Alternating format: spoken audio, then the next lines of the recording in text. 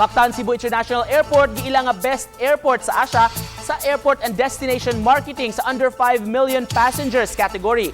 Gimo ang awarding sa Chiang Mai, Thailand ato sa Routes Asia 2023 Awards. Gipildi sa MCIA ang laing tulo ka mga international airport na ubos usab sa under 5 million passengers category nga gilangkuban sa Chinggis Khaan International Airport, Colombo Airport Sri Lanka ug Velana International Airport. Gawa sa MCIA, giila usab ang Department of Tourism sa Pilipinas sa Routes Award 2023 ubos sa Destination category.